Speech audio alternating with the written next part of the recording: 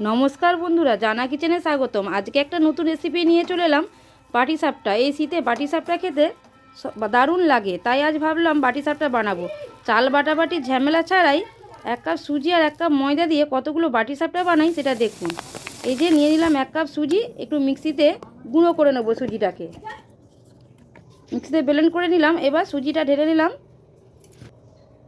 দিয়ে দিলাম 1 কাপ ময়দা আর দিলাম লবণ, দিয়ে শুকনো উপকরণগুলো একটু ভালো করে মিশিয়ে নিলাম।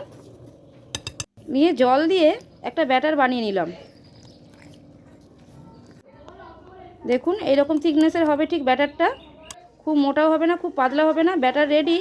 এদিকে বানিয়ে নেবো পুরের জন্য নিলাম নারকোল কুড়ে নিয়েছি, আর দিলাম গুড়, দিয়ে একটু নাড়াচাড়া করে নিলাম সুন্দরভাবে। গুড়টা গলে গেছে। এবার দিয়ে দেবো এলাচ, 2-3টে এলাচ ফাটিয়ে দিয়ে দিলাম। এবার দেবো বেশ কিছুটা গুঁড়ো দুধ, দিলে এর টেস্টটা আরও ভালো হয়। দিয়ে ভালো করে একটা সুন্দর একটা পুর বানিয়ে নিলাম। পুরটা ঢেলে নিলাম, নিয়ে একটা বসিয়ে দিলাম এরম তাওয়া। এর মধ্যে দিয়ে দিলাম বেশ একটু ঘি দিয়ে দিলাম, দিয়ে একটা কাপড়ের সাহায্যে মুছে দিলাম। দিয়ে 1 চামচ ব্যাটার দিয়ে একটু ঘুরিয়ে দিলাম। দিয়ে ওই যে পুরটা বানিয়ে রেখেছিলাম হাতের সাহায্যে একটু এরমভাবে লম্বা করে মুড়ে নিলাম। নিয়ে দিয়ে এর মধ্যে গোল গোল করে ঘুরিয়ে নিলাম। দেখুন রেডি হয়ে গেছে একটা পাটিসাপটা। কত সুন্দর হয়েছে, খুব সহজেই বানিয়ে নিলাম। আরেকটা বানিয়ে দেখাবো। দেখুন 1 চামচ আবার দিয়ে এরমভাবে একটু ঘুরিয়ে দিলাম,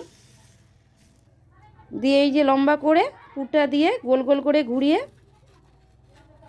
রোল বানিয়ে নিলাম।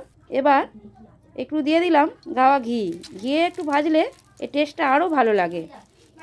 এরকমভাবেই সব পাটিসাপটাগুলো বানিয়ে নিলাম। দেখুন 1 কাপ সুজি ময়দা দিয়ে কতগুলো পাটিসাপটা হয়েছে। এই শীতে পাটিসাপটা খেতে দারুণ লাগে। বন্ধুরা যদি ভালো লেগে থাকে লাইক কমেন্ট শেয়ার সাবস্ক্রাইব করে দেবেন। নমস্কার বন্ধুরা।